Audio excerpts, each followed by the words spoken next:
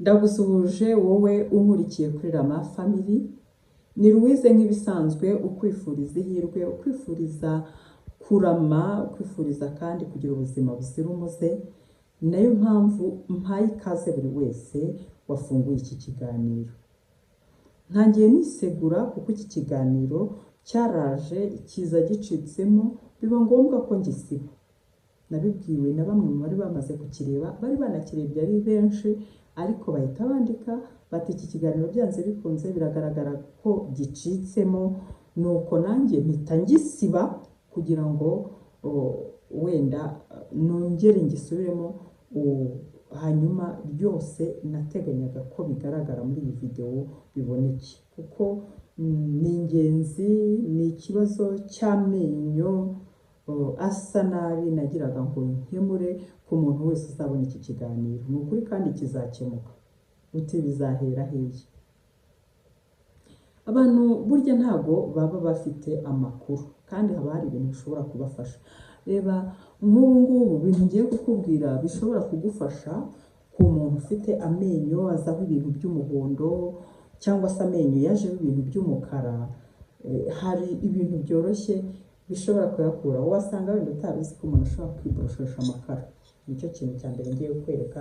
Iwawe ugira amakara, ariko jyewe ndakurangira yandi aba mu icupa. Aya urabona ko ari agafu gaseye, ndakurangira aya ngaya aseye. Abantu benshi bayafata nk'umuti, bazi ko ngo avura ibintu byinshi bitandukanye, kandi nibyo, ariko jyewe nyazanye noneho atari umuti wo kuvura indwara runaka, ahubwo ari ikintu wakwifashisha ukagira amenyo akeye. Biratangaje kuba ikintu cy'umukara gutya cyatuma amenyo aba umweru. Ni ukuvuga ngo aya makara yoza amenyo neza, ibyo bintu bigashira.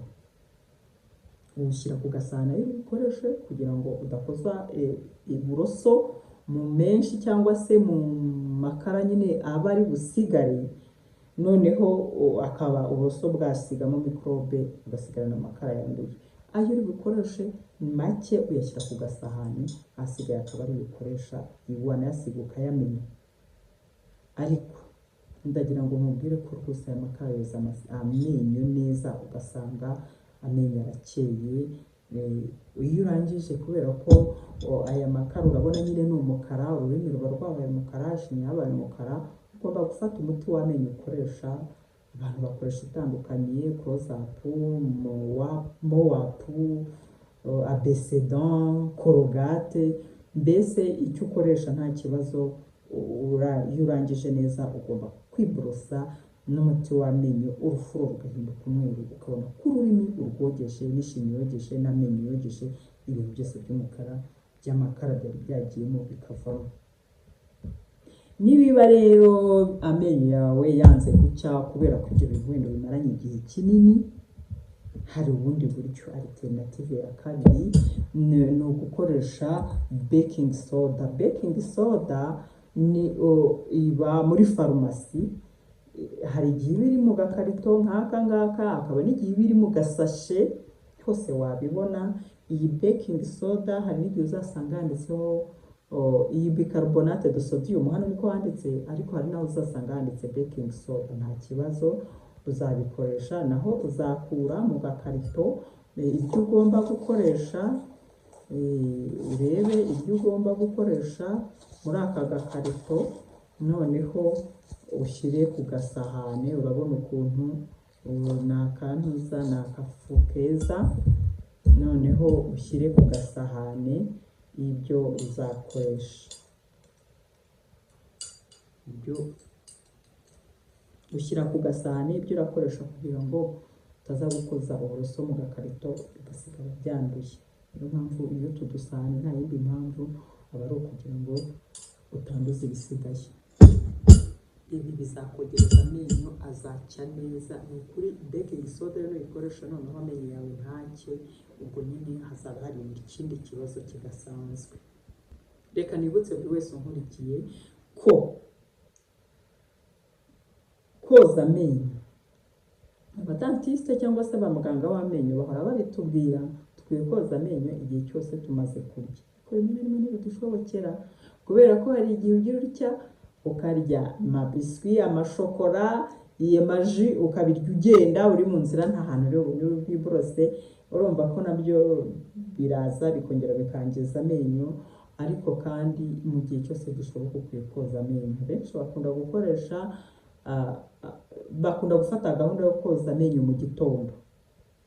Ni byiza, ntacyo bitwaye kandi ni byiza kuko kugenda mu nzira amenyo yawe asa neza nta kibazo. Ariko dore ikindi gihe cy'ingenzi cyangombwa cyo koza amenyo ni igihe cya nijoro.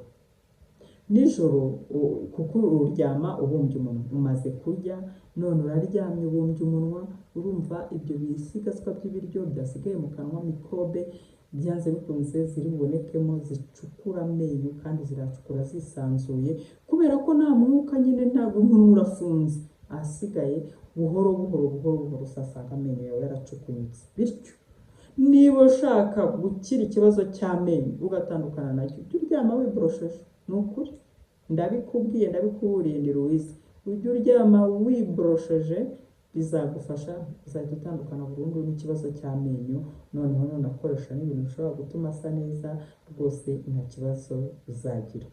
Ndasaba buri wese ukurikiye iki kiganiro kugira ngo azagisangize bagenzi be. Uzabanze ubikore, ntabwo amakara uzayabura, baking soda cyangwa se bicarbonate de sodium ntabwo igura amafaranga menshi, banza sinzi nigeze no ku gihumbi, ntabwo simbizi neza uko igura, bigenda bihindagurika ariko ntabwo igura menshi. Ni ukuri byagufasha koza amenyo yawe agacya agasa neza, noneho wabaha n'abandi, wabisharinga n'abandi bakabimenya, noneho ukaba ufashije abantu benshi cyane kugira amenyo asa neza. Kandi ni ukuri muzabirebe, hari abo bitera ipfunwe akenshi nuko baba batazi icyo bakora kugira ngo amenyo yabo asa neza. Niba rero nawe ubimenye ujye ubisangiza abandi, ntacyo bitwaye. Nshimiye rero buri wese kandi wakoze subscribe, Imana imuhe umugisha. Nawe uri kureba iki kiganiro nubona ibi byo nkubwira ari byiza, ari ingenzi, byagufasha, nta mpamvu yatuma udakanda kuri subscribe kugira ngo nawe winjire mu muryango mugari wabifuriza abandi kurama. Ndagushimiye cyane, Imana ikomeze ibane nawe.